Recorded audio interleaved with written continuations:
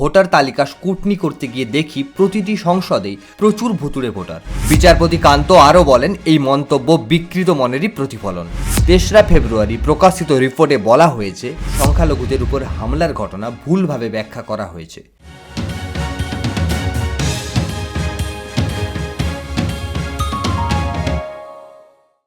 নমস্কার বন্ধুরা, আমি বিকাশ, আপনারা দেখছেন তোমার আমার নিউজ। আমরা চলে এলাম আজকে আবার একটি নতুন ভিডিও নিয়ে। ভোটের আগে বড় সড় চাঞ্চল্য। দক্ষিণ 24 পরগনার চম্পাহাটিতে মিলল প্রায় 4000 ভুতুড়ে ভোটার। বিস্তারিত জানাচ্ছি আজকের প্রতিবেদনে।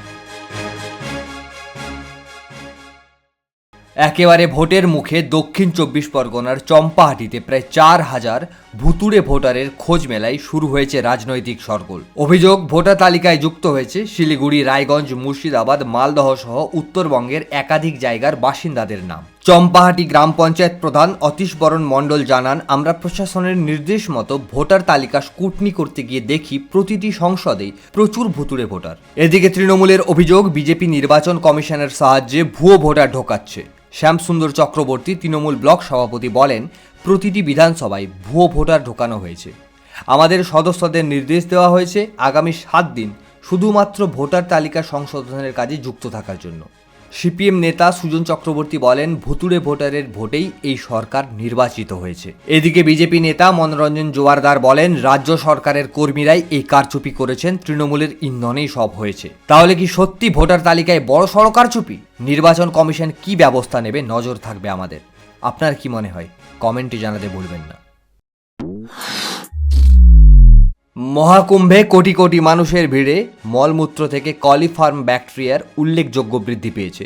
কেন্দ্রীয় দূষণ নিয়ন্ত্রণ বোর্ড সিপিসিবির জমা দেওয়া একটা রিপোর্টের পর প্রয়াগরাজের গঙ্গায় উচ্চমাত্রার মলমূত্রের ব্যাকটেরিয়া নিয়ে উদ্বেগ প্রকাশ করেছে এনজিটি বা ন্যাশনাল গ্রিন ট্রাইব্যুনাল। 3রা ফেব্রুয়ারি প্রকাশিত রিপোর্টে বলা হয়েছে, বায়োকেমিক্যাল অক্সিজেনের নিরিখে এই জল মোটেও স্নানের উপযুক্ত নয়।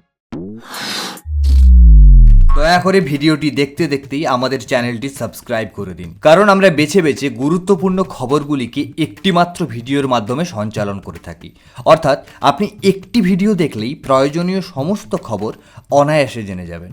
চলুন শুরু করি পরবর্তী বিশেষ প্রতিবেদন।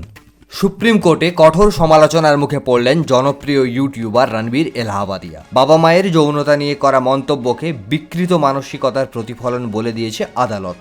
দেশ জুড়ে বিতর্কের কেন্দ্রবিন্দুতে থাকা রণবীর এলাহাবাদিয়া অবশেষে সুপ্রিম কোর্টের দ্বারস্থ হন। বিচারপতিরা স্পষ্ট ভাষায় জানিয়ে দিয়েছেন, এই ধরনের ভাষা কোনো কন্টেন্টেই গ্রহণযোগ্য নয়। কালকের শুনানিতে সুপ্রিম কোর্ট রণবীর এলাহাবাদিয়ার বিরুদ্ধে রাজ্য জুড়ে দায়ের হওয়া একাধিক এফআইআর নিয়ে বড় সিদ্ধান্ত নিয়েছে। বিচারপতিরা জানিয়েছে, এখন থেকে এই বিষয়ে আর কোনো নতুন এফআইআর দায়ের করা যাবে না এবং তাকে গ্রেপ্তারও করা যাবে না। তবে আদালত কড়া ভাষায় জানিয়ে দিয়েছে, এই ধরনের আচরণের নিন্দা করা উচিত।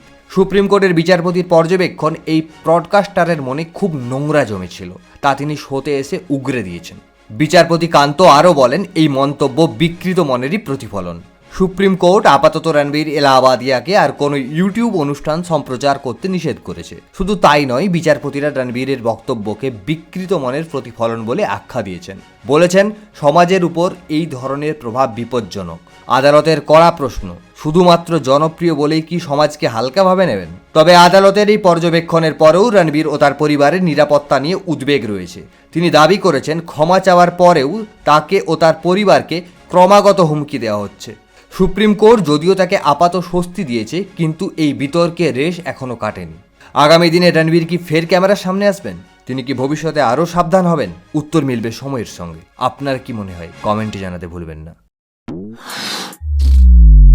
ভারত ও বাংলাদেশ সীমান্তে উত্তেজনা চরমে। কাঁটাতার বসানো নিয়ে সংঘাতের অভিযোগ বিএসএফ এবং বিজিবির বিরুদ্ধে। ভারতের দাবি, আমাদের মাটিতে কাঁটাতার বসাতে বাধা দিচ্ছে বিজিবি। অন্যদিকে বিজিবির বিরুদ্ধে নোম্যান্স ল্যান্ডে বাংকার তৈরির অভিযোগ তুলছে বিএসএফ। এই পরিস্থিতিতে দুই দেশের সীমান্তরক্ষী বাহিনীর প্রধানদের মধ্যে 4 দিনের গুরুত্বপূর্ণ বৈঠক হলো দিল্লিতে। বৈঠকের পর যৌথ সাংবাদিক সম্মেলনে বিএসএফ ডিজি দিলজিৎ সিং চৌধুরী জানান, অনুপ্রবেশের ঘটনা কমেছে উল্লেখযোগ্যভাবে। অন্যদিকে বিজিবির DG major general Ashrafuzzaman Siddiqui দাবি করেছেন, সংখ্যালঘুদের উপর হামলার ঘটনা ভুলভাবে ব্যাখ্যা করা হয়েছে। যে দুর্গাপূজা হয়েছে গত বছর, সেটা অন্যতম শান্তিপূর্ণভাবে হয়েছে। সমস্ত আইন শৃঙ্খলা বাহিনী একসঙ্গে কাজ করেছে। এদিকে সীমান্তে 150 ইয়ার্ডের মধ্যে স্থায়ী পরিকাঠামো তৈরির দাবি উড়িয়েই দিয়েছে বিজেপি। তাদের দাবি উন্নয়নমূলক কাজ দুদেশের মতামত নিয়েই করা হয়েছে, পাশাপাশি ভারতীয়দের সঙ্গে কোনো খারাপ ব্যবহার করা হয়নি বলেও জানিয়েছেন তারা। আমরা আগামীকাল আসছি আবার একটি নতুন ভিডিও নিয়ে। ততক্ষণ পর্যন্ত ভালো থাকুন, সুস্থ থাকুন।